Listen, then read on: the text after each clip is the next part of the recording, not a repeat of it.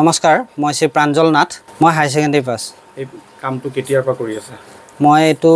প্ৰায় 6 মাহ 7 মাহ মানে হল আজি কৰি থকা কোলৈকে যায় বস্তু অসমৰ বিভিন্ন জায়গাত যায় মাজুলী গৈছে তাৰ পিছত গুৱাহাটী গৈছে তাৰ পিছত লখিমপুৰ আৰু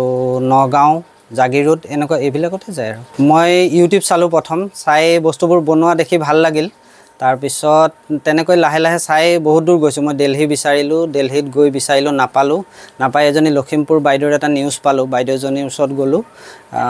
বাইদেউৰ পৰাই শিকিলো বাইদেউ শিকি আহিছে বাহিৰত আহি মোক ভালকৈ শিকালে কেমিকেল খিনি বাহিৰৰ পৰা আহে মই বাইদেউৰ পৰা মই আনো আৰু মোৰ পৰা বিভিন্ন জনে নিয়ে তেনেকৈ কি বস্তু বনাই আছে এতিয়া মই ঘড়ি বনাও ফটো প্ৰিজাৰ্ভেশন তাৰ পিছত বৰমালা যেটো বিয়াৰ বৰমালা হেতু বনাও তাৰ পিছত টি টেবুল বনাও ডাইনিং টেবুল বনাও চকী বনাও এটো চেইন চাবিৰ পৰা আৰম্ভ কৰি ধৰক এটোটো 20-30 টকাত চেইন চাবি এটা হৈ যায় ফুলিও বনাও হেবিলাকো ধৰক 20-30 টকা 50 টকাত বেচুম কিন্তু 1 লাখ টকা লৈকে বনাও মই টি টেবুলখন বা ডাইনিং টেবুলখন অৰ্ডাৰ হিচাপে মই 1 লাখ টকা লৈকে বনাইছো কিমান মান টকা বছৰি উপাৰ্জন হয় উপাৰ্জন ভালে হয় কাৰণ বস্তু মোৰ অৰ্ডাৰ যেহেতু ভাল হৈছে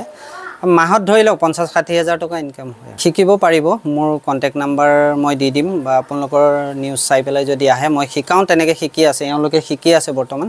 আৰু 6-7 জন ইতিমধ্যে মোৰ তাত শিকিয়ে গৈছে নিশ্চয়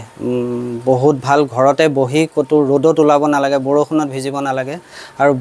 বস্তুটোৰ মানে ভৱিষ্যত এটা আছে বস্তুটো কেতিয়াও আপোনাৰ বেয়া হোৱা চান্সে নাই ফটোখন পানীত পৰিলে বেয়া নহয় জুইত বেয়া নহয় আপুনি কুঠাৰ মাৰিও ভাঙিব নোৱাৰে বস্তুবোৰ এনেকুৱা হয়